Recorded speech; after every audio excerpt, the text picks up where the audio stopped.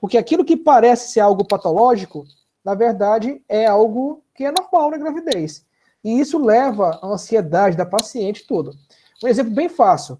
Alteração, nós vamos falar daqui a pouquinho, alterações renais da gravidez. Há um aumento da urgência miccional. Isso é normal na gravidez.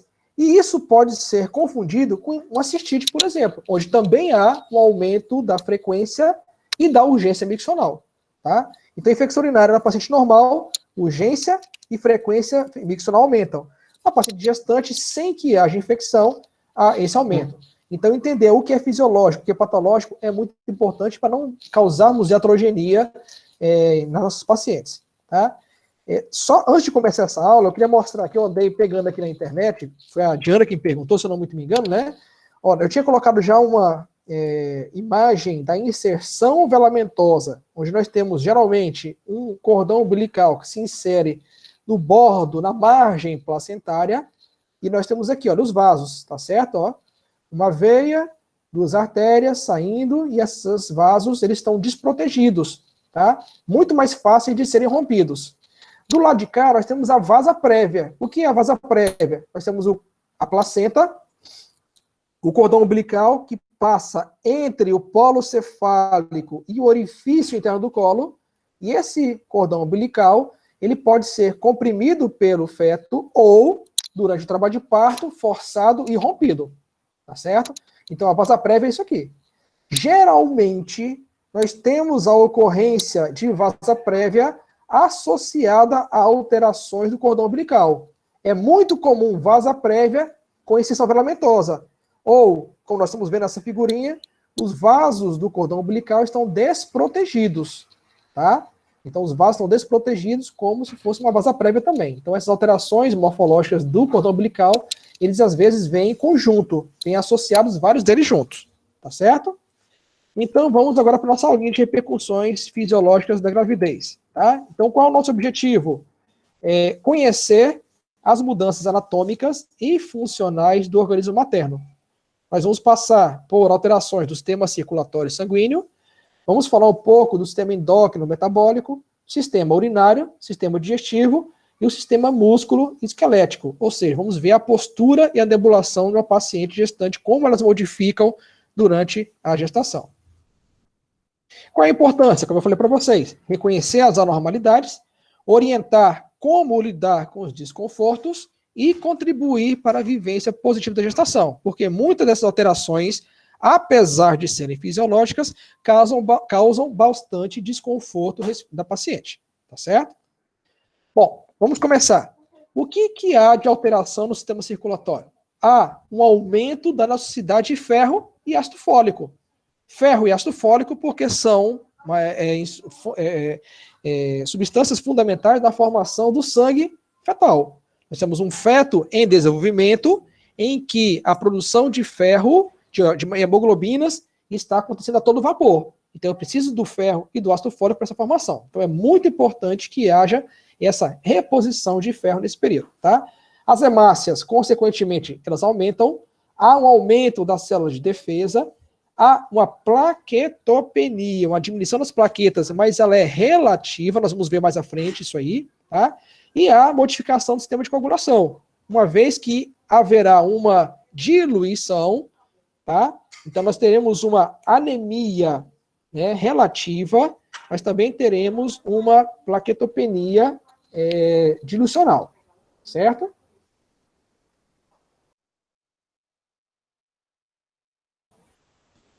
Ele fechou tudo aqui. Então, nós temos um risco aumentado de tromboembolismo, já que há uma modificação do nosso sistema de coagulação.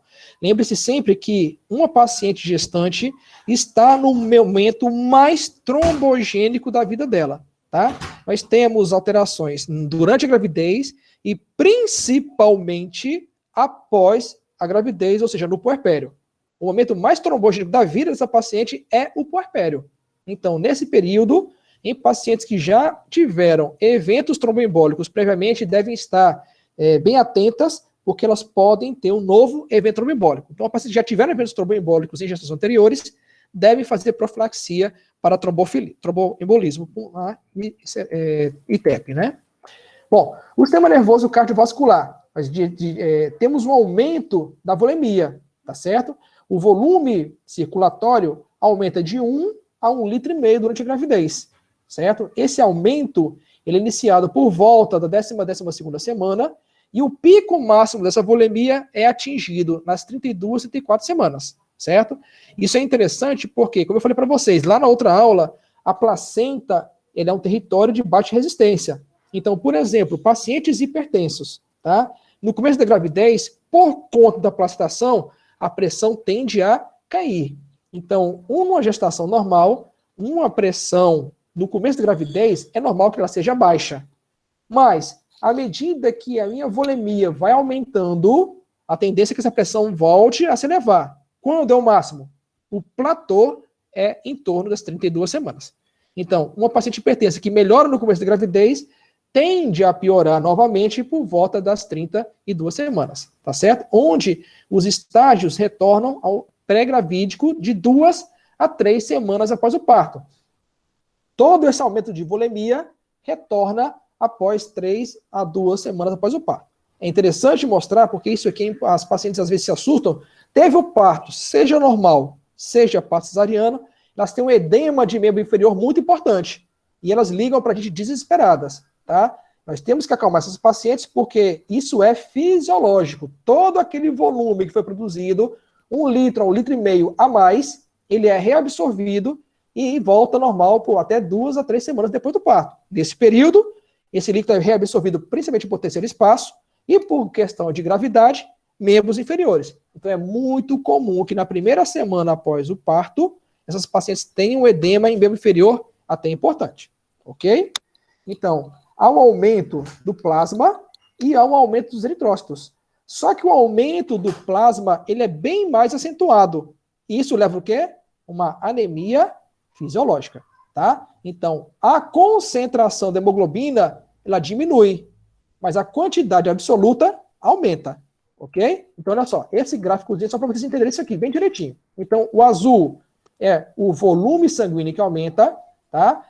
O amarelinho é o volume plasmático e o vermelhinho, o volume eritrocitário.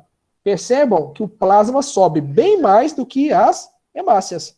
Consequentemente, se eu tenho mais líquido do que hemácias, mais plasma que hemácias, o sangue deve ficar algo mais fluido e ter uma anemia fisiológica, uma anemia relativa.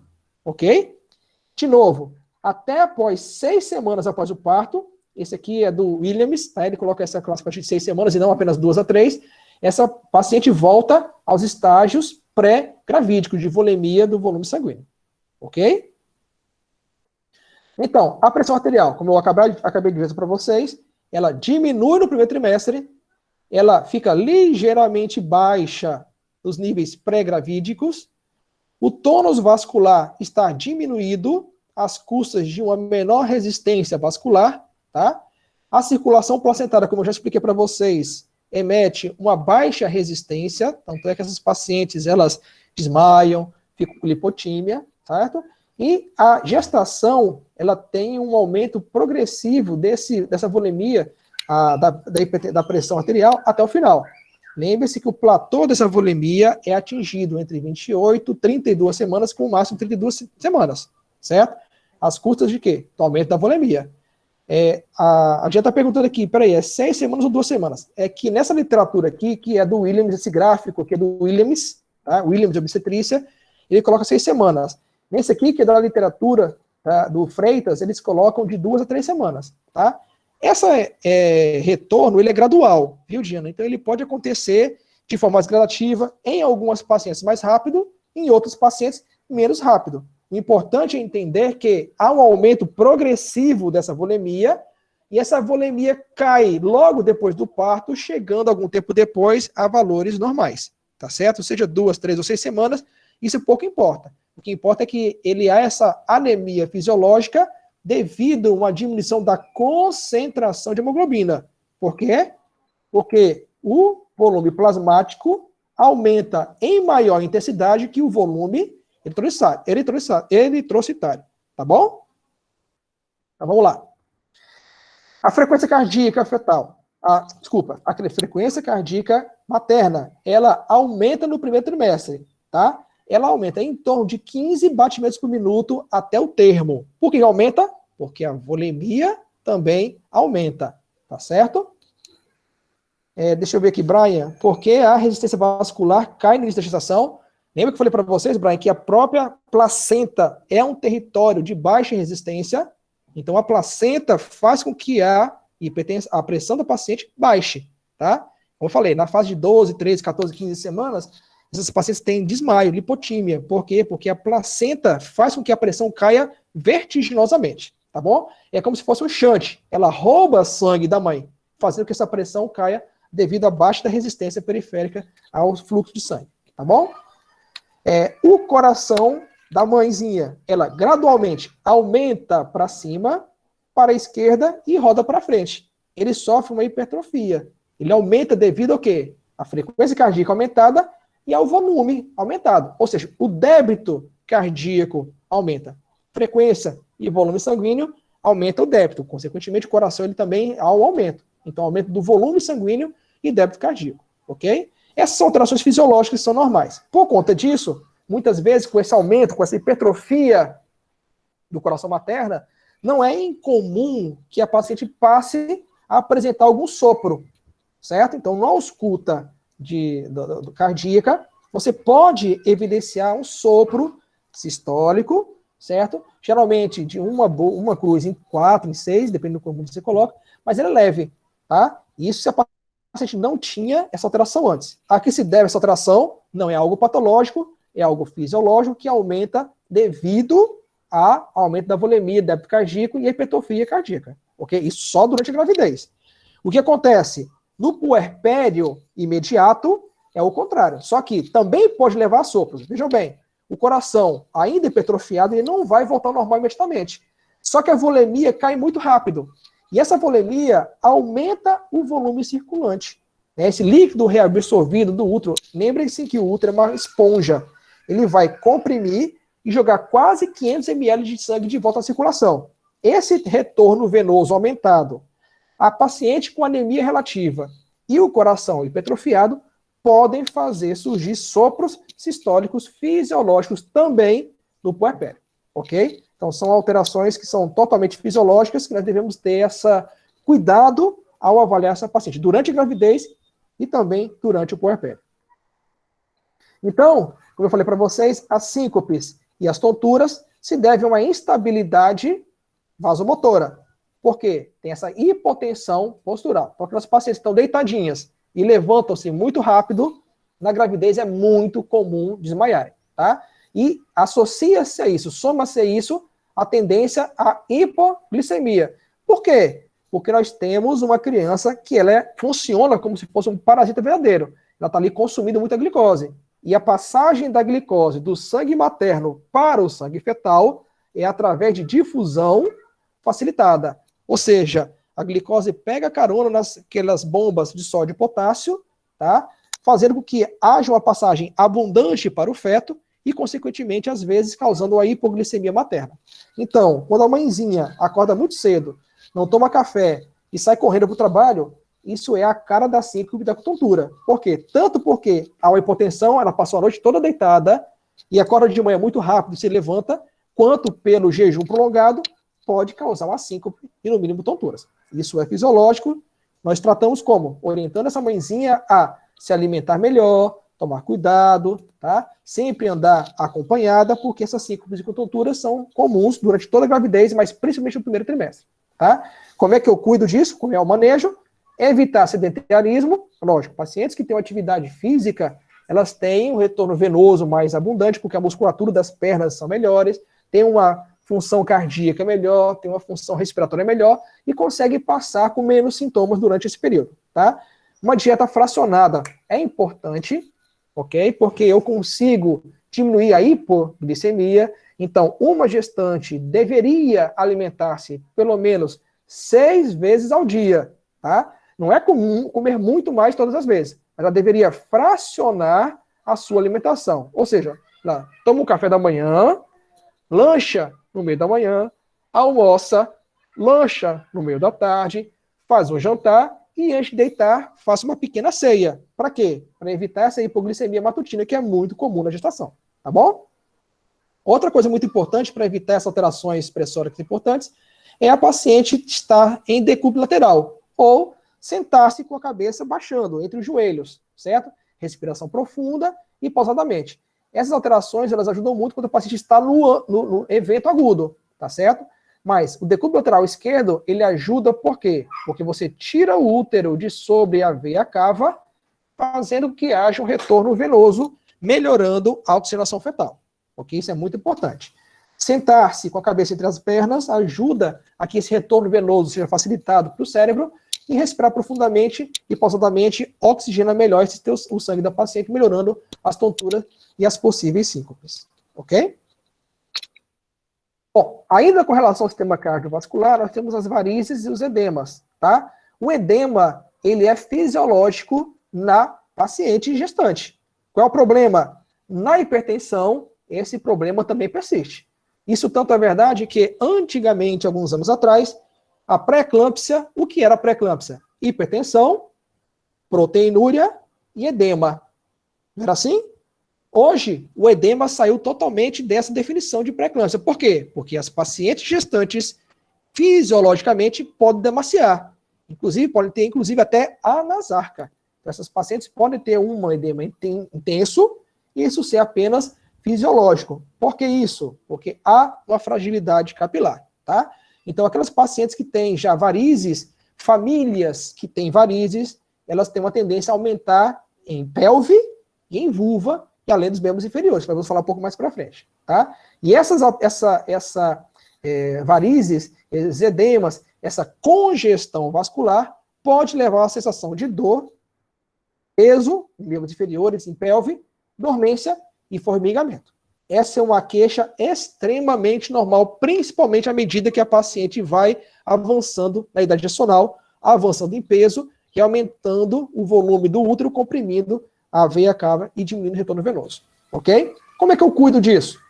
Peço para repousar sempre, se possível, com membros elevados, usar uma meia elástica de média compressão, geralmente de 20 a 30 milímetros de mercúrio. Eu não posso fazer uma compressão muito intensa, tá? Eu tenho que evitar ficar sentada ou permanecer levantada prolongadamente.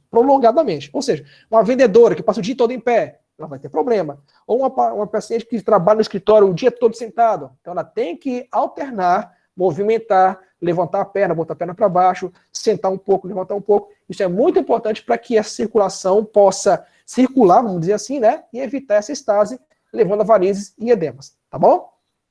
Em termos de atividade física, nós entendemos sempre que a literatura coloca que os exercícios mais interessantes na gestação são yoga, caminhada, natação e hidroginástica. Tá certo? Aqui a gente pode também colocar o pilates. São atividades físicas aeróbicas que não têm tanto impacto. Tá certo? Isso é muito importante para as pacientes que elas promovam a atividade física, façam o sangue circular, reforcem, né, a sua função cardíaca, reforcem a função pulmonar e ajudem a evitar edema. Isso ajuda bastante que esses pacientes evitem esses edemas e varizes. Bom, com relação a... Deixa eu perguntar aqui. O Davi perguntou, caminhada, inclusive, quando a idade está avançada? Sim, Davi, tá? Na verdade, o que a gente sempre orienta com relação à idade gestacional é que a gente evite atividades físicas no primeiro trimestre, a não ser que a paciente já seja uma atleta. Ah, ela é uma triatleta, está acostumadíssima com atividade física. Então, desde que ela não tenha sangramentos, cólicas, dores na fase inicial, a gente pede que ela possa fazer. Mas é uma paciente que nunca fez atividade física antes, quer começar na gravidez. Evite o primeiro trimestre, porque o primeiro trimestre é mais sensível, é o período da organogênese, é a chance maior de ter abortamentos, sangramentos e dores, tá? Agora, atividade física é importante no final da gravidez? É importantíssimo. Ajuda a diminuir os edemas e exercício de alongamento ajuda principalmente na hora do parto normal. Então é altamente aconselhado aquela paciente que não há uma contraindicação, lógico, que realize atividades físicas durante toda a gravidez. Tá bom? Bom, as alterações do sistema endócrino metabólico. Os carboidratos, tá? nós temos na gravidez um aumento do estado diabetogênico. Por quê? Aumento da resistência à insulina. Nós já falamos um pouquinho disso aqui lá atrás nas patologias relacionadas à placenta. Lembrem? A placenta produz hormônios contra-insulínicos, tá bem aqui embaixo, tá certo? Nós temos o quê? O principal de todos, lactogênio placentário. Esse é o hormônio mais anti-insulínico, que aumenta a resistência insulínica periférica, causando um risco maior de diabetes gestacional. Porém, não é o único. Estrogênios, progesteronas, cortisóis e muitos outros podem também funcionar como hormônios contra-insulínicos, tá? Então, isso mostra que há uma demanda elevada de glicose pela placenta. Óbvio, se a placenta é o que nutre o feto quer se alimentar. Então, o feto, como um parasita verdadeiro, ele lança mão de mecanismos para aumentar o aporte de glicose para ele. O que ele faz? A placenta produz hormônios contra-insulínicos para que a mãe não utilize a glicose tanto quanto poderia e sobre mais glicose para o feto. O grande problema é que o feto não esperava que isso fosse um tiro que pudesse sair pela culatra. E o excesso de glicose na mãe pode levar a diabetes gestacional, ok? Então, tudo em excesso e em falta faz mal. A mesma coisa aqui. Há produção de hormônios contra-insulínicos que podem levar a uma diabetes gestacional. Uma diabetes descompensada pode levar desde malformações, macrosomias, polidraminias, até morte fetal súbita. Então, há complicações quando esses carboidratos estão em exagero, ok? Vamos lá, os lipídios, as gorduras. Nós temos níveis elevados de hormônios de ação lipídica, adrenalina, glucagon, tá? Esses hormônios, eles aumentam o catabolismo das gorduras, ok? Aumentando a cetose, certo? Então, não é incomum, quando você pega um sumário de urina de paciente gestante e tem lá cetona, 3, 4 cruzes, não se assustem. Isso é fisiológico, tá certo? Tá. Uma coisa que eu acabei de lembrar muito importante é assim, doutor, mas todas essas alterações fisiológicas, isso não poderia passar batido e você deixar de diagnosticar uma patologia? Sim, poderia. Tem muitas patologias que eu não consigo ter certeza absoluta durante a gravidez. Por isso que nós sempre incentivamos que todas as pacientes façam uma avaliação pré-concepcional. Você tendo uma avaliação pré-concepcional, você pode ter uma noção se aquela alteração, se aquela cetona, se aquela hiperglicemia, se aquela diminuição da pressão, se aquele edema é algo fisiológico ou não. E muito mais facilmente do que durante o período gravídico puerperal. Fazer tal avaliação durante o período gravídico puerperal sempre é mais complexo, sempre é mais difícil. Por quê? Porque podem ser alterações somente fisiológicas da gravidez. E essa diferenciação é muito, muito difícil. Ok? O equilíbrio hidroeletrolítico. Há um aumento da água no organismo. Consequentemente, eu tenho uma ativação do sistema renina, angiotensina, aldosterona, fazendo com que haja uma reabsorção do sódio tubular. Tá certo? Essa alteração da filtração glomerular, ela é muito intensa. Tanto é verdade que quando eu vou, por exemplo, dosar proteinúria de 24 horas na paciente gestante, o normal em uma paciente que não é gestante é na faixa de 150, ok? Miligramas por 24 horas. Esse é o normal. Quando nós fazemos a mesma avaliação da proteinúria de 24 horas em pacientes gestantes, lembra quanto é o valor? Lá da pré-eclâmpsia, 300 miligramas em 24 horas. Ou seja, a excreção proteica fisiológica em uma gestante pode dobrar em comparação com a paciente não gestante.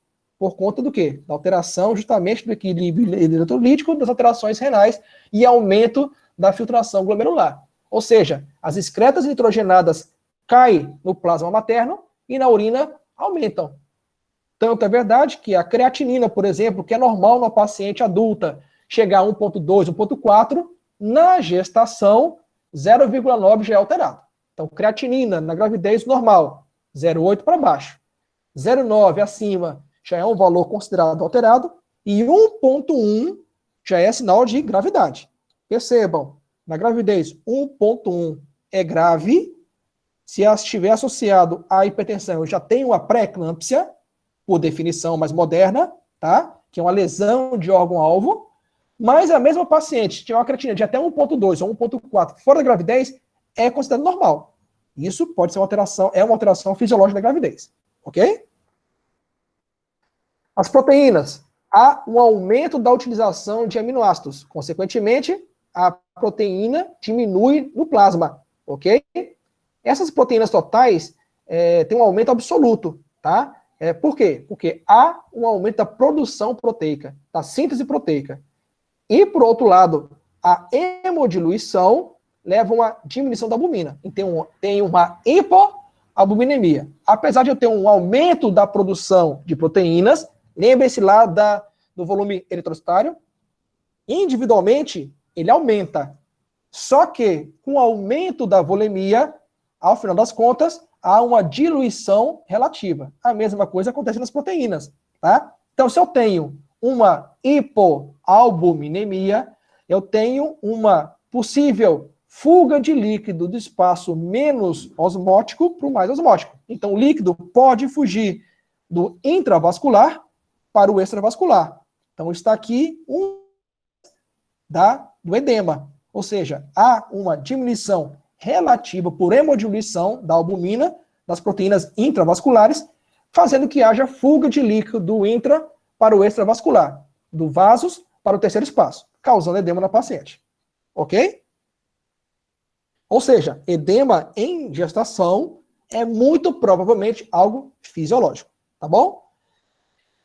Com relação aos minerais, nós temos também, infelizmente, a redução do cálcio por hemodiluição, tá? E da albumina, que nós já falamos. Tá? E a albumina carrega também muito cálcio. Então é importante que nós façamos, às vezes, reposição de cálcio. O cálcio é muito importante, principalmente em pacientes que tenham risco de pré-eclâmpsia.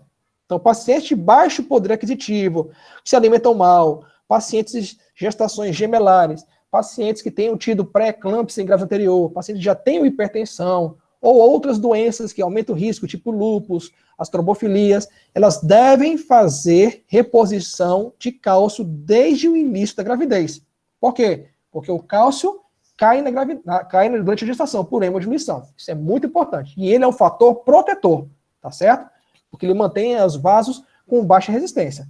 Sem o cálcio, a tendência é aumentar por hiperatividade do endovascular e essa paciente aumenta, consequentemente, a pressão de forma mais cedo. Ok? O magnésio também diminui e o fósforo não se altera. Importante lembrar que o cálcio e o magnésio diminuindo, eu posso ter uma das queixas mais comuns na gestação, que são as cãibras, as famosas cãibras. Se eu não tenho o cálcio e não tenho o magnésio, eu tenho muita cãibra, tá? Então existem várias medicações no mercado, Magnem B6, por exemplo, que tem cálcio, magnésio, vitamina B, que ajudam a diminuir o efeito das cãibras, tá certo? Mas o que eu posso fazer naturalmente? Comer alimentos que tenham mais cálcio, como banana, muita água, sucos, água de coco, tudo isso ajuda... Toma aguinha aqui, peraí. Tudo isso ajuda a se evitar as cãibras na gestação, que é uma alteração, como eu falei, fisiológica por hemodiluição e redução relativa do cálcio e do magnésio. Vamos falar um pouquinho agora do sistema urinário. Essa aula é um pouco de decoreba, vamos dizer assim, mas ela é importante que vocês entendam, estudem, como eu falei, porque lá numa consulta emergencial, a paciente, professor, doutor, eu posso estar com uma dor de cabeça, e essa dor de cabeça é fisiológica ou não é? Se ela vinha antes da gravidez, pode ser uma enxaqueca, alguma coisa. Mas durante a gravidez pode ser apenas um aumento volêmico. Doutor, eu estou inchando demais. Doutor, eu estou com um edema no meu membro inferior. Tudo isso pode ser fisiológico. Eu tenho que ter esse conhecimento para acalmar, tranquilizar e orientar as condutas pertinentes à paciente. Tá bom? Então vamos lá. O sistema nervoso urinário também tem suas mudanças. Porque tem alterações anatômicas e funcionais. Ok? As alterações anatômicas do rim materno, elas passam por dilatação dos ureteres, porque eles aumentam bastante, principalmente após a 10ª semana. Alterações da progesterona. A progesterona leva a uma atonia dos músculos lisos, fazendo que haja um aumento da filtração glomerular também. E há uma estagnação da urina, tá? O que favorece o TU. Por que a urina estagna? Porque a progesterona promove uma diminuição, do tônus da musculatura, causando uma diminuição do peristaltismo de todos os órgãos. A progesterona aumentada leva à constipação. Por exemplo, a progesterona aumentada leva à estagnação da urina, que favorece a infecção urinária. Por conta disso, além disso, nós temos ainda o aumento do útero, que leva a uma ação mecânica sobre a bexiga. Ou seja, lembre-se que a bexiga é um órgão virtual, é uma bolsa que está logo à frente, anatomicamente, do útero. Se o útero aumenta, ele cresce, ele comprime a bexiga, tornando um órgão quase virtual. Qualquer quantidade de urina que entra pode ser um estímulo para a vontade de urinar, ok? Além das alterações anatômicas, nós temos alterações funcionais. Como eu já falei para vocês, há um aumento do fluxo plasmático renal, aumentando as demandas metabólicas circulatórias, aumentando a filtração glomerular, consequentemente, há uma polaciúria, ok? Ou seja, aumento da frequência e quantidade de urina, ok? A Gia está perguntando, doutor, por essa lógica pode ter constipação? É exatamente pela lógica da progesterona, tá? Então, o aumento da progesterona, Tiana, leva a uma atonia do músculo liso. E não tem músculo liso só no rim. Tem músculo liso no intestino, no esôfago, todo o trato gastrogenital tem músculo liso. Então, constipação, azia, refluxo, polaciúria, né, infecção urinária, tudo isso aumenta essa frequência justamente por ação da progesterona. Né? É uma ação multicombinada de vários fatores, mas há uma grande importância da progesterona nesse meio aí, tá certo?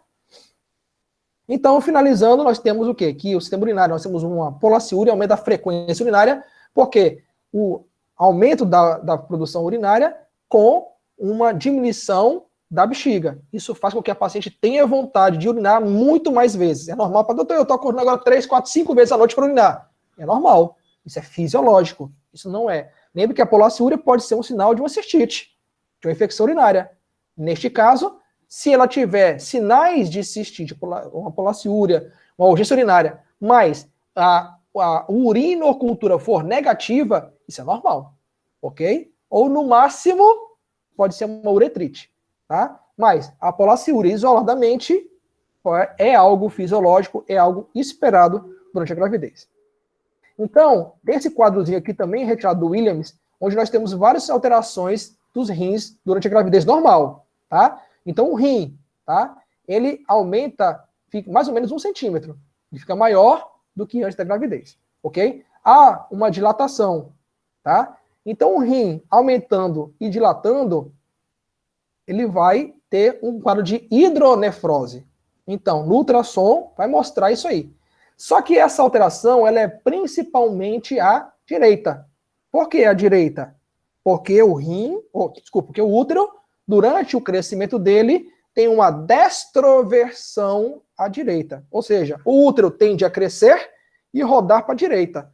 Consequentemente, ele cai mais sobre o ureter, tá? Sobre o ureter direito, podendo causar uma hidronefrose à direita, mais acentuada do que à esquerda.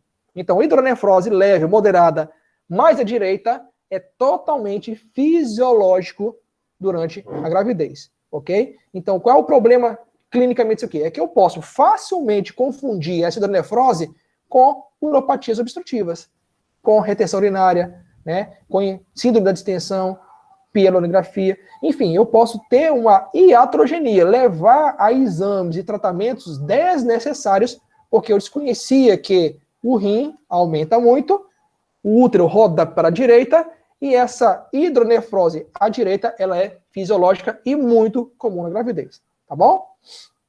Com relação à função renal, a filtração glomerular aumenta em torno de 50%, ok? Então, como eu falei para vocês, olha aqui, ó, a creatinina normal na gravidez é abaixo de 8. 0,9 já é algo patológico. 1,1, que, de novo, em uma paciente normal sem estar grávida, é algo totalmente normal, na gravidez se torna um sinal de gravidade e pode, se associado a uma pressão, por exemplo, fechar o diagnóstico de uma pré-eclâmpsia, ok? O equilíbrio ácido básico reduz o limiar do bicarbonato, e a progesterona estimula o centro respiratório. Ou seja, é normal que as nossas gestantes tenham aquela taquipneiazinha. Isso é importante, certo? Então, isso é muito comum. Taquipneia diminui o CO2. Então, ela vai ter uma alcalose respiratória que compensa toda essa alteração ácido-básica, tá certo? Com relação à osmolaridade, certo? As alterações da regulação levam à redução dos limiares osmóticos e sede. Como a paciente perde, filtra mais líquido, perde mais água, ela vai ter mais sede. Tomando mais água, mais vontade de urinar. E essa sequência, ela faz um ciclo vicioso de urinação, de urina, né, de urgência miccional, de polaciúria, que é frequente na gravidez. Ok? A Diana está perguntando o que é exatamente a pré-eclâmpsia. Vocês devem ter, Diana, uma aula sobre pré-eclâmpsia, tá? Mas hoje a pré-eclâmpsia é definida como a causa, a teoria que explica a pré-eclâmpsia, é uma doença imunológica, certo? Como eu falei lá atrás na placenta, a paciente ela tem uma resposta imunológica àquela placenta, aquele feto, que é 50% do esposo. Então a mãe promove uma reação imunológica para os autoanticorpos. Esses anticorpos, eles depositam sobre o endotélio, inflamam o endotélio, eles têm uma endoteliose, tá? As células endoteliais, elas incham, elas fecham o lúmen, aumentando a resistência. Aumentou a resistência ao fluxo fisiológico, o organismo tende a aumentar a pressão para que o fluxo sanguíneo vença a resistência. Ou seja, a hipertensão da pré-eclâmpsia é devido à endoteliose sistêmica, ok? Então, o que é a pré-eclâmpsia por definição? É uma hipertensão acima de 20 semanas associada a lesões de órgãos-alvo. Quais são essas lesões de órgão-alvo? Uma, proteinúria. Ela é bem clássica. Acima de 300 microgramas em 24 horas, ou relação proteína-creatinina acima de 0,3, ou proteinúria positiva, 1 ou 2 cruzes, a depender do protocolo que você usa. Ou sinais de iminência de eclâmpsia, dor de cabeça, epigastralgia, turbação visual, náusea e vômitos, ou alterações laboratoriais de HELP, TJGP acima de 70, plaquetopenia abaixo de 100.000, LDH acima de 600, tá certo?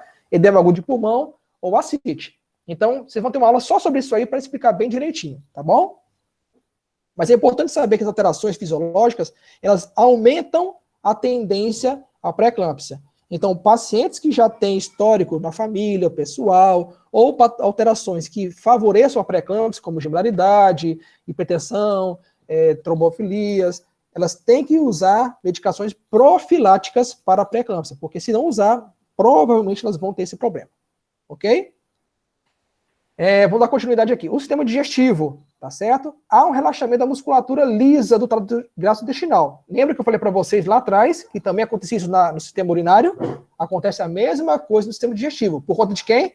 Da progesterona. Então, o tônus, que é a motilidade de todo o sistema digestivo, ele diminui, diminuindo o peristaltismo, aquele movimento que leva o bolo alimentar da boca até a região anal. Então, diminuindo esse tônus, diminuindo a motilidade, a produção gástrica de secreções também altera-se e há um aumento do tempo de esvaziamento gástrico, tá? A indigestão. Aquele bolo fecal permanecendo ali por mais tempo no intestino, o intestino tem uma função primordial de absorver água, aquele bolo fecal vai ficar extremamente endurecido, podendo levar às famosas hemorroidas mais para frente. Então, isso é um ciclo vicioso. Como é que eu trato tudo isso? Estimulando a paciente a consumir mais água e fibras, para ajudar que esse movimento, esse peristaltismo, ajude a diminuir a questão da constipação e do tempo aumentado do bolo fecal dentro do intestino. Ok? Então vamos lá. O aumento do útero, tá? Desloca o estômago para cima. Isso é fisiológico, isso é morfologia, tá? O intestino grosso e o seco são deslocados para cima. E o restante do trato intestinal é deslocado para o lado. É um efeito tumor. O útero crescendo, ele empurra tudo para os lados, para cima e para baixo. Então, tudo é modificado. Então, toda movimentação intestinal tem a sua movimentação alterada por conta da alteração mecânica do crescimento do útero. As náuseas e os vômitos, tá? As náuseas e os vômitos são uma das queixas mais prevalentes durante a gravidez. Como o texto está falando aqui, 75% das pacientes ela tem essa alteração. Geralmente, elas são matinais, porque associa-se a isso aqui a hipoglicemia e a hipotensão, como nós já referimos anteriormente, tá certo? Elas geralmente não persistem no segundo trimestre, porque a mãe já se adaptou a esse novo estágio, ok? Então, em geral, depois das 12, 13, 14 semanas, as náuseas e vômitos tendem a cessar. Se isso persiste após 16 semanas ou a intensidade é muito frequente, nós chamamos de hiperêmese gravídica, tá? Que às vezes é necessária a internação da paciente e até o uso de medicações endovenosas para tratar essa hiperêmese, ok? Nós não podemos deixar de sempre orientar que é muito comum a questão das náuseas e dos vômitos estarem intimamente relacionadas a componentes emocionais, tá? Lembrando que a gravidez, além de alterações hormonais, alterações morfológicas, é um grande momento de alteração psicossocial nessa paciente, tá? É aquele momento em que a paciente deixa de ser apenas uma mulher e vai passar a ser mãe, e começa a ter preocupações com o filho, com o marido, com o corpo, com o trabalho, e essas preocupações podem ter repercussões psicogênicas, levando ao aumento desses sintomas, certo? Que, em geral, na grande maioria, não são graves, tá? E tem tratamento tranquilizador. Qual é o manejo de paciente que tem náuseas e vômitos? Eu devo fracionar a dieta, tá? Uma paciente que come muito de uma vez só, distende o estômago e aumenta-se a possibilidade de reflexo do vômito. Então, esses pacientes devem ter alimentação fracionada. Quanto? Como eu falei lá atrás, comer de 6 em 6 horas. Café da manhã bem pouquinho, faz um pequeno lanche no meio da manhã, almoça-se bem pouquinho, lanche no meio da tarde, janta pouquinho e faz uma cesta de deitar para dormir. Isso faz com que a paciente esteja sempre saciada, com o aporte glicêmico durante todo o dia mantido, e evita-se a grande extensão do estômago, evitando náuseas e vômitos, tá bom? Os carboidratos pela manhã são interessantes, mas sempre o mais sólidos possíveis, ou seja, evitar o consumo exagerado de água junto com as refeições, tá? Nós devemos tranquilizar as pacientes, porque nós vimos lá atrás que o fator psicossomático é muito importante no aspecto dos náuseas e dos vômitos, e geralmente associa-se a vitamina B6, o que reduz a intensidade, tá? No mercado, nós temos uma medicação que é uma das únicas medicações classe A na gestação, que é o GOB6. O GOB6 é uma medicação para náuseas e vômitos leves na gravidez. Ele é o gengibre mais a vitamina B6, ok? Ela é classe A, ou seja, não tem efeito nenhum sobre o feto, pode ser utilizado tranquilamente. Por outro lado, a gente só pode utilizá-lo em gestações que tenham náuseas e vômitos leves.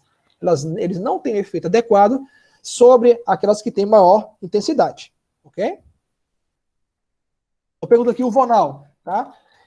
Você pode utilizar para náusea e vômito qualquer antiemético, tá? Plasil, Plamet, Dramin, Meclin, o Vonal, que é a androcetrona, todo antiemético você pode utilizar, tá? Mas cuidado com os efeitos colaterais, tá?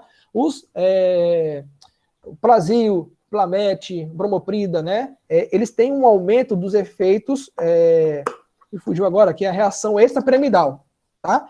Ou seja, a paciente tem uma vontade de sair correndo, feito doido, matando todo mundo na frente. Isso pode ser uma ação do Plasil, do Plamet, sobre o sistema nervoso central da paciente, tá? Dá uma ansiedade terrível e ela fica com aquela sensação de louco, de vontade de sair correndo. Então, esse efeito extrapiramidal tem que ser pesquisado antes de você receitar o Plasil, o Plamet, por exemplo.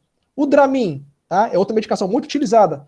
O Dramin, ele tem uma ação central, sistema nervoso central, e dá muito sono, sonolência. Então, uma paciente que trabalha dirigindo, tem que trabalhar vendendo, trabalhar com sono não dá. Então, o Dramin deve ser evitado, tá? Eu, geralmente, particularmente, gosto muito do Meclin, que também tem uma ação central, porém, bem menos que o Dramin.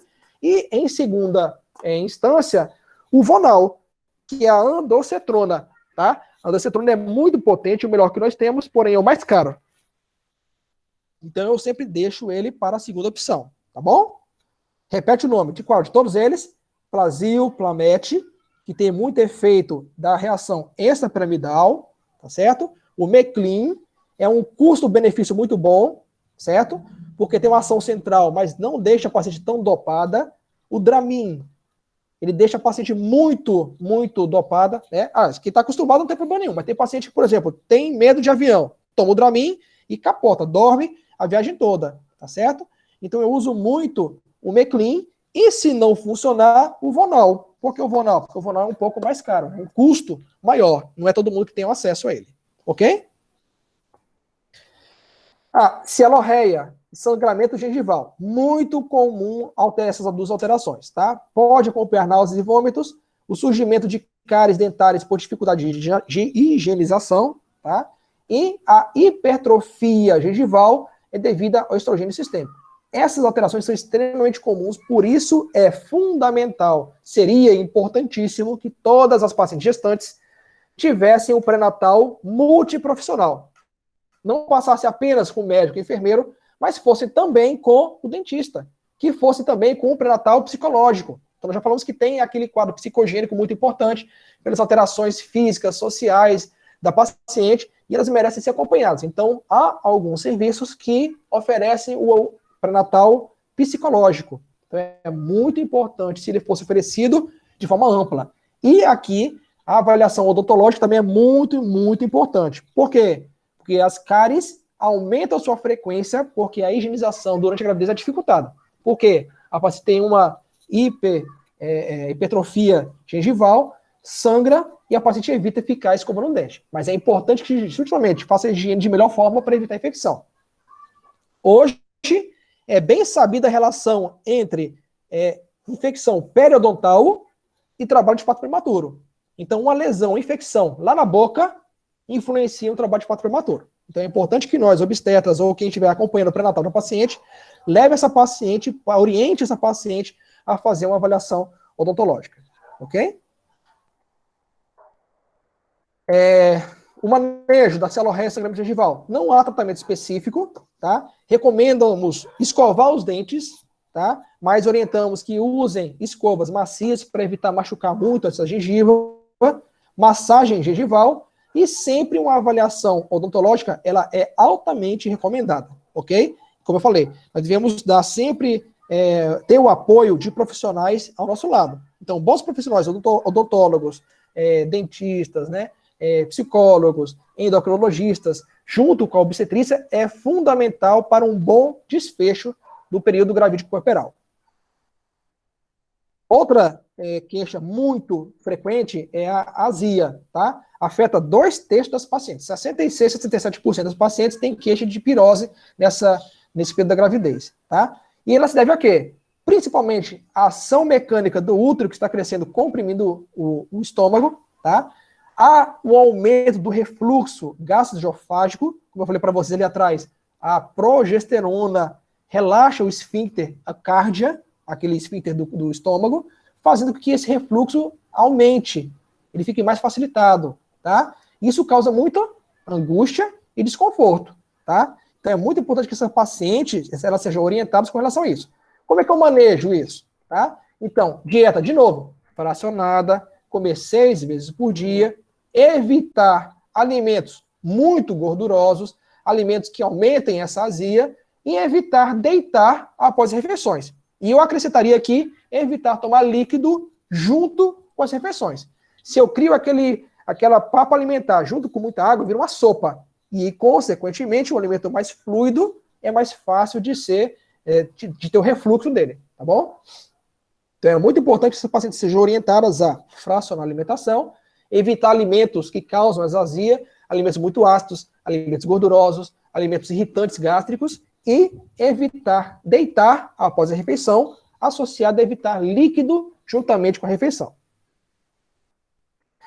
Aí a constipação, tá? Também é um sintoma muito comum, principalmente no terceiro trimestre. Por quê? A ação da progesterona e aumento do útero, causando a compressão mecânica sobre os intestinos, como nós já falamos lá atrás, ok? Então, todos os reflexos de hábitos alimentares errôneos também levam essa influência. O paciente só come carboidrato. É arroz, feijão, macarrão, pão, bolo, biscoito. É lógico, e não tem fibra, não forma bolo fecal, consequentemente eu vou ter uma constipação. Nas pacientes que já têm problema de constipação fora da gravidez, a ocorrência de hemorroidas é altamente frequente.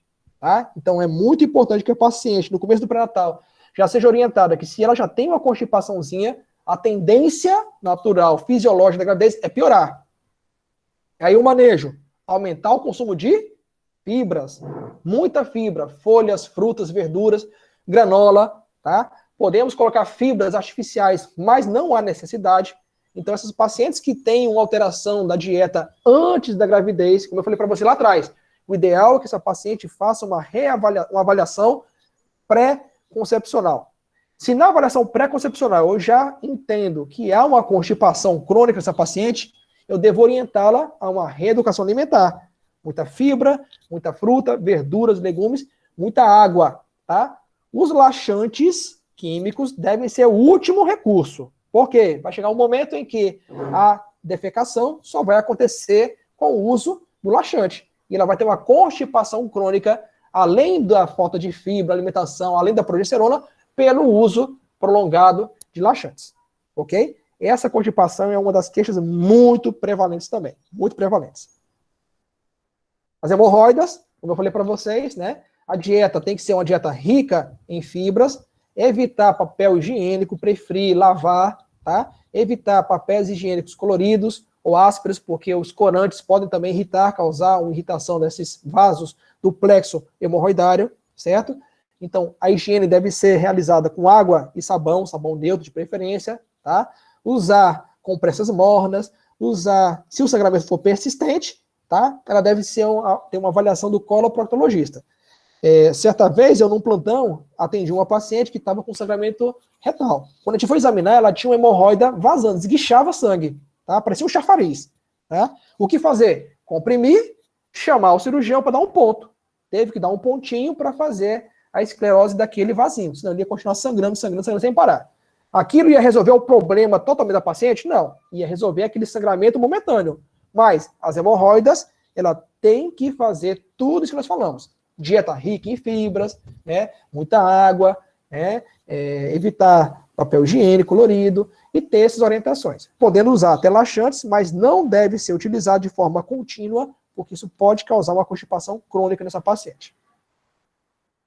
Bom, com relação ao sistema músculo-esquelético, tá? Isso é muito interessante porque há uma maior mobilidade das articulações da pelve, tá? A paciente fica mais cansada, há uma lordose exagerada, certo? E há uma marcha anserina, marcha de ganso. No próximo slide, se eu não me engano, tem uma foto muito interessante que eu vou mostrar para vocês como é isso aí e por que acontece, tá?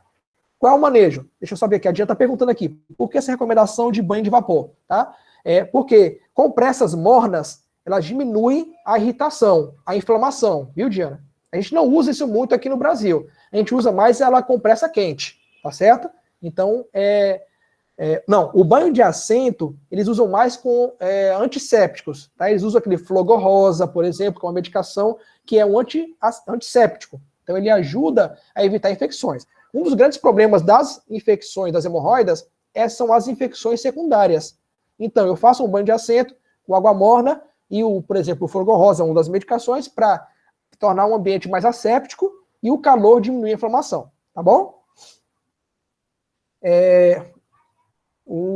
A mobilidade do sistema esquelético. Então, o que eu devo fazer para diminuir essa dor? Atividade física, tá? Preferencialmente essas atividades que corrijam a postura. Yoga, pilates, fisioterapia, alongamento, elas são muito bem indicadas durante a gravidez, porque ajudam bastante, tá bom? Evitar sapatos altos e finos, né? Eles devem ser evitados, porque isso aumenta a força e a carga sobre a coluna, e massagem e calor local. Isso é muito importante. E aqui é aquela foto que eu falei para vocês, olha só. Na paciente normal, essa primeira, tá? Ela tem um centro de gravidade, certo? À medida que a barriga cresce, o centro de gravidade que estava aqui no meio chega para frente. Se essa paciente não modificar a sua postura, o que vai acontecer? Ela cai para frente, certo? Então, o que as mulheres grávidas fazem fisiologicamente? Elas afastam a perna, o pezinho do outro, tá? Faz um pezinho em V, certo? E há uma hiperlordose. Olha só. Então, ela faz uma hiperlordose e abre as perninhas para que esse centro de gravidade volte mais para cá, ela não caia, tá bom? Qual é o problema disso aqui? Essa coluna com essa hiperlordose pode comprimir mais os nervos, ok? Tanto na região lordósica quanto na região torácica. Essa compressão nervosa pode levar a essa compressão e causar sintomas como, por exemplo, tem pacientes que não conseguem segurar um copo, tá? A força é tão diminuída nas mãos por conta dessa compressão nervosa na região torácica que o copo cai da mão dela. Há pacientes que metade da barriga é dormente. Por quê? Porque é uma compressão nervosa nessa região. E há pacientes que a perna se torna dormente porque há essa compressão. Há também uma lombociatalgia, o nervo ciático que passa aqui na região glútea, tá? Se há uma compressão dele, ele pode estar extremamente doloroso. Então, massagens, postura adequada, não ganhar muito peso, ajudam a evitar essa dor na região lombar durante a gravidez. A pele. Estamos chegando ao final, tá? Se acalme. Nós temos a proliferação de vasos sanguíneos. Aumenta o fluxo de sangue na pele. A temperatura aumenta, a pele fica quente e mais úmida e, consequentemente, as nossas glândulas, as das mulheres, né, as glândulas sudoríparas, elas têm uma atividade aumentada. O que acontece por conta disso? Há mais hiperpigmentação, principalmente na face, na vulva, nas mamas e no umbigo. E também há um aumento da oleosidade, aumentando também as espinhas. Então é muito comum aumentar a espinha, principalmente na região do busto, do dorso e do glúteo e da barriga. Por quê? Porque essa alteração ela é fisiológica, tá bom? Então isso é muito importante.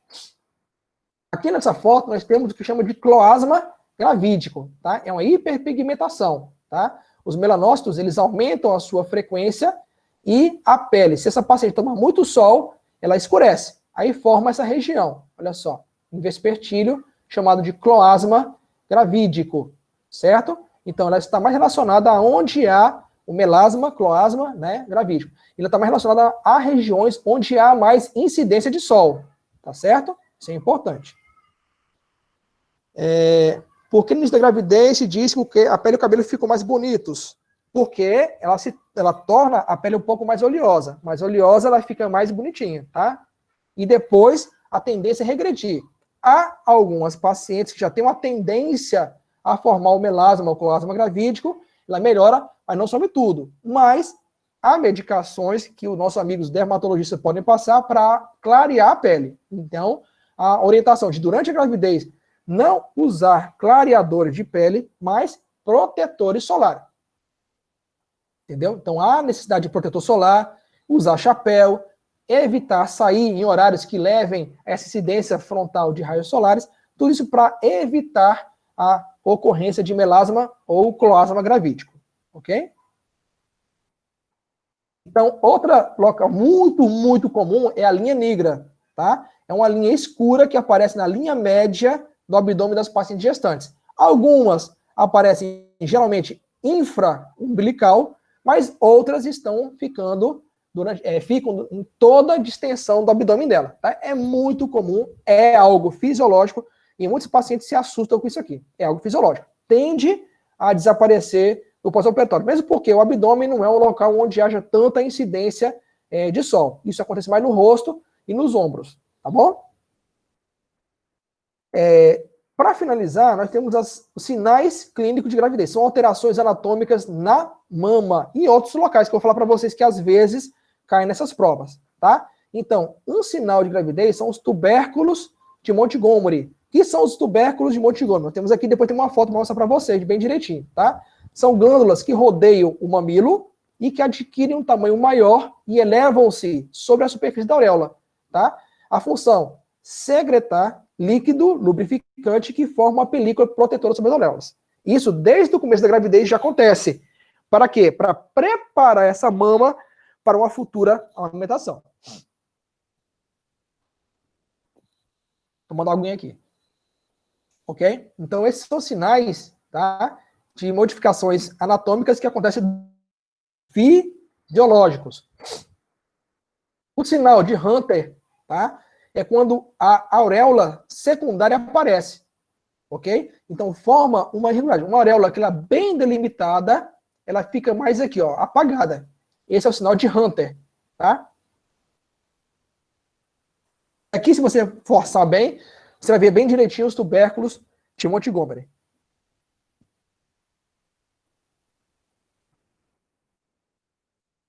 Outro sinal muito importante que acontece Peraí, então perguntando aqui o Matheus. Com quantas semanas de gravidez, professor? O quê? Aparece o quê? Os sinais da pele. Isso pode acontecer desde o começo, viu, Matheus? Então depende muito da sensibilidade e da ocorrência e da quantidade de sol que a paciente toma. É muito variável, tá? Os tubérculos também aparecem desde o primeiro trimestre. Eles começam a aparecer, viu? Então, o sinal de Jacqueminot ou Clude, tá? Também conhecido, é um dos primeiros sinais que aparecem. Ou seja, a mulher pode experimentar, aumenta os hormônios e há uma coloração que aparece na mucosa vaginal e na vulva. Ela fica meio escura, fica violácea, tá? Esse é o sinal de Jacqueminot, é um dos primeiros sinais também que aparece desde o início da gravidez. São sinais que podem aparecer, que podem antecipar até mesmo um atraso menstrual. Outras modificações anatômicas, nós temos o sinal de Egger. Tá? O que é o sinal de Egger? É o amolecimento e a compressibilidade do estímulo uterino. Então, no toque vaginal, o útero gravídico ele fica mais amolecido. Eu consigo palpar e sentir melhor. E ele fica depressivo, fica compressivo. Tá certo? Esse sinal de Gödel, a gente quase não faz, mas é um colo que fica mais amolecido. Tá? Lembre-se que um colo de uma paciente que não está gestante, ele tem uma consistência parecida com o nariz. Ele é fibroelástico. À medida que a gravidez progride, sobre a ação da progesterona, de estrógeno, interleucina, prostacyclina da própria gravidez, ele vai ficando amolecido, chegando perto do parto, com o colo amolecido como se fosse na consistência do lábio. Tá? Então eu sempre oriento meus alunos. Toque o nariz, é a consistência do colo de uma paciente que não está grávida. Toque o lábio, é o colo de uma paciente que está, por exemplo, em trabalho de parto. Ok? O toque vaginal. Tá? Então temos que tomar cuidado e essas gestações, esses toques vaginais podem estimular o parto, tá bom? Então o que é importante aqui é o sinal de Egger realmente, que você vai ver essa compressibilidade, você consegue palpar e sentir o útero, a região do colo e a região do corpo uterino onde está o embriãozinho. Esse sinal de Pisca-Sec acontece geralmente abaixo de 20 semanas, tá? E é relacionado à implantação do embrião, tá? Geralmente o embrião fica mais de um do outro, né? De um lado do útero do que do outro. Então, esse lado onde o embrião está implantado fica mais protuberante, tá? Então, ele acontece geralmente ali no início da gravidez, podendo ir até umas 18 semanas mais ou menos, tá? Depois de 22, 20 semanas para frente, ele tende a ficar mais uniforme. Mas o sinal de Pisca-Sec é essa irregularidade que é bem observada desde a palpação até o ultrassom, ok? Então, como eu falei, o sinal de Egger, tá? O sinal de Pisca-Sec, o sinal de pulsos. O que é o sinal de pulsos? É o famoso rechaço fetal. Eu faço um toque vaginal, dou um cutucão, eu sinto o embriãozinho subindo e descendo. Tá? Lembre-se que aqui dentro está cheio de líquido amniótico. Então o embrião ele fica solto aqui dentro.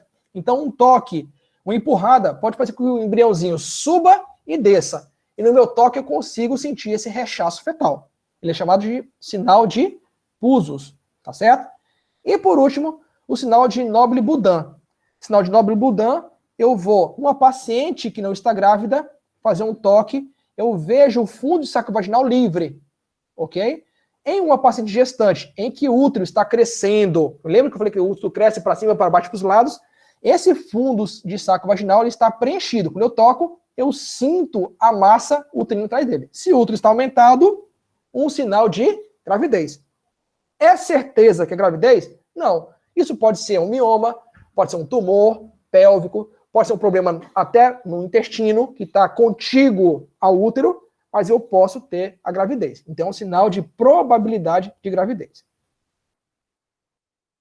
Eu acho que esse é o último também, tá? Então, recomendações gerais, tá certo? Quando eu tenho queixas, esse aqui é o resumo do resumo do resumo. Isso aqui é para você levar para o posto de saúde quando tiver uma avaliação de paciente com pré-natal. Com relação às estrias, o que eu posso fazer? Não há tratamento específico. Ah, doutor, mas a minha mãe, eu comprei um creme milagroso, caríssimo na farmácia. gastou dinheiro à toa. Não existe tratamento específico para as estrias, tá? Então, se você, a sua família, mãe, irmãs, tem estria, isso significa que o tecido conjuntivo da sua família, ele é mais fraco. Então, à medida que a barriga vai se esticando, há a ruptura desse tecido conjuntivo e há a formação de estrias. A hidratação da pele e muita água ajudam, mas não resolvem 100%, ok? Tem uma pergunta também da Diana, mas não deveria ter tampão mucoso? Lembrar, Diana, que o tampão mucoso ele vai ter mais à frente, tá certo? Eu só vou perceber a saída do tampão mucoso em gestações mais avançadas. Em gestações iniciais, eu não consigo perceber tanto o tampão mucoso, ok? Vamos lá. A linha negra, como eu falei para vocês, é fisiológico, é o acúmulo de melanomas na linha média da barriga, também ela é fisiológica, tá? As dores lombares, lembro lá atrás, medidas gerais, atividade física, não ganhar peso, massagem, calor local, tá? As dores epigástricas melhoram com repouso, melhoram evitando alimentos que tenham muita agressividade ao estômago, alimentos agressivos ao estômago, farinha, farofa, tá? Essas dores epigástricas podem melhorar com repouso, com alimentação adequada e evitar esses alimentos que sejam irritantes gástricos. A cãibra, repouso, alimentos ricos, muita água e ricos em cálcio. Lembra lá? Cálcio e magnésio. Banana, leite, queijos, muita água, água de coco, isso ajuda bastante. E há medicações também, como o Magnem B6, por exemplo. É uma medicação que tem magnésio, cálcio, justamente para evitar cãibras durante a gravidez. Tá bom? As náuseas e os vômitos. Como eu falei para vocês, primeira coisa, tranquilizar a paciente. Lembre-se que eles duram até por volta das 14 semanas. Então, é pouco frequente uma hiperêmese após as 14 semanas. Não é impossível. Existe a hiperêmese gravídica patológica, em que eu tenho que internar alguns pacientes e até mesmo fazer uma dieta interal. Eu já vi isso acontecer, tá? Mas são casos raros, longe da nossa realidade do dia a dia. No dia a dia, só tranquilidade, orientação com relação à alimentação, evitar irritantes gástricos e usar antieméticos simples, que nós já comentamos mais atrás, ok? Cialorreia, também não há tratamento específico, tomar bastante água, antieméticos e avaliar isso aí. Orientar o paciente que isso é fisiológico e deve melhorar, tá? Pirose, fracionar a alimentação, a postura, não deitar para dormir logo depois de ter alimentados e sintomáticos, antiácidos, tá? Um protetor gástrico, bloqueador de bomba de sódio, de cálcio. Então eu posso fazer, bomba de prótons, desculpa, bloqueador de bomba de prótons. Então essas medicações eu posso utilizar, tá? Muito cuidado com medicações mais novas, tá certo?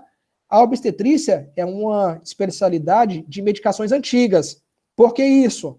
Porque nós sempre temos medo das reações das medicações sobre o feto. Então, quanto mais testadas é uma medicação, mais segura na gravidez. Então, é muito importante tomar muito cuidado, sempre estar de olho nas medicações que estão sendo prescritas. Ah, doutor, é só um pantoprazol. Nós temos que tomar muito cuidado. Nós não temos, o pantoprazol é classe CD, tá? Então, nós temos que tomar muito cuidado com o pantoprazol, lanzoprazol, esses pacientes. O ideal é a ranitidina e, no máximo, omeprazol. Podendo usar também os antiácidos. Lembrando que antiácido ele pode levar, com o uso crônico, a uma constipação. Então, é aquela questão do lençol curto, né? Cubro a cabeça, descubro o pé. Trato uma coisa, causo outra. Então, o primeiro degrau de tratamento sempre é a orientação. Reeducação alimentar, sintomáticos. Tá bom? A constipação, nós já falamos, aumentar a ingesta de água e muita fibra, podendo usar os laxantes, mas não deve ser algo rotineiro, tá? As síncopes e as tonturas, repouso, alimentação adequada, evitar a dieta, o jejum pela manhã, não é isso?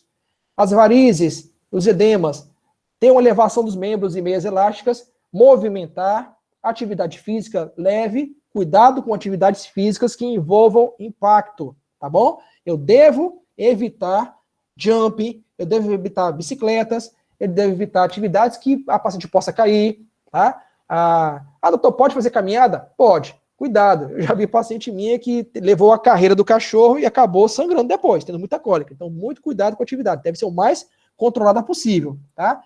E mesmo yoga e pilates, elas devem ser acompanhadas de profissionais adequados.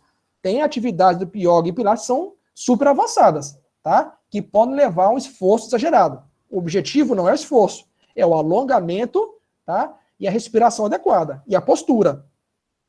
Então, uma atividade física acompanhada por um bom profissional é extremamente importante para uma gravidez saudável, tá bom? As hemorroidas, muita fibra, muita hidratação e os banhos de assento, como já falamos, tá? A polaciúria, lembrem que é um sintoma fisiológico da gravidez. Nós falamos lá nos primeiros slides, tá? Eu tenho que sempre que afastar infecção urinária. Vocês devem ter uma aula só sobre infecção urinária.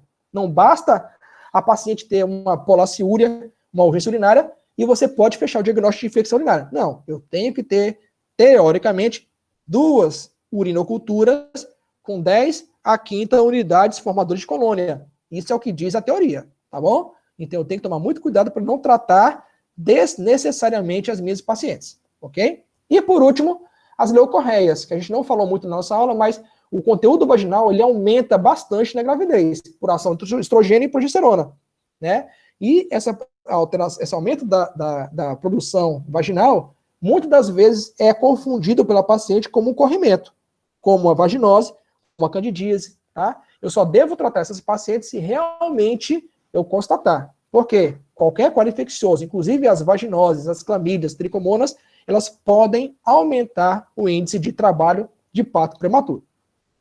Fora isso, eu posso estar tratando um conteúdo vaginal fisiológico, você vai acabar com os lactobacilos, com a flora normal da vagina, você vai criar um ambiente estéril que as bactérias patogênicas têm uma maior facilidade de colonizar. Então, não devo tratar à toa, na gravidez, corrimentos vaginais. Tá? Os conteúdos vaginais são fisiológicos. Se eu confirmar uma vaginose, uma candidíase, aí sim eu devo lançar mão de tratamento nesses pacientes. Então, assim, o conteúdo é extenso, mas eu tentei resumir ao máximo possível, tá certo? Essas são as principais alterações fisiológicas que acontecem na gravidez. Essas alterações, elas são muito comuns, devem ser de amplo conhecimento de qualquer médico, não só o obstetra especializado, mesmo porque quem faz pré-natal no posto de saúde, na grande maioria das vezes, não são obstetras, são médicos recém-formados, como vocês serão daqui a alguns dias, e devem conhecer o que é fisiológico, reconhecer o que é fisiológico e o que não é. O que tratar e o que não tratar, entender que a maioria destas intervenções, desses manejos, passam por condutas simples, como orientação, mais água, mais fibra, postura, né? Reeducação alimentar. Então, isso é muito importante. Ok? Agradeço a atenção de todos vocês e estamos abertos agora a quaisquer dúvidas que possam ter.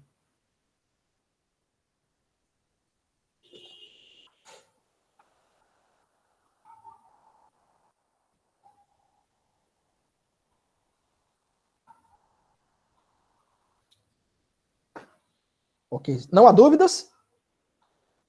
Se não há dúvidas, só há dívidas, né?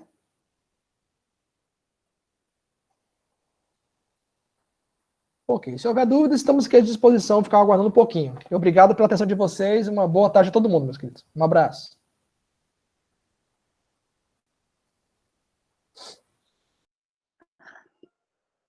Ele saiu? Ah, tá bom.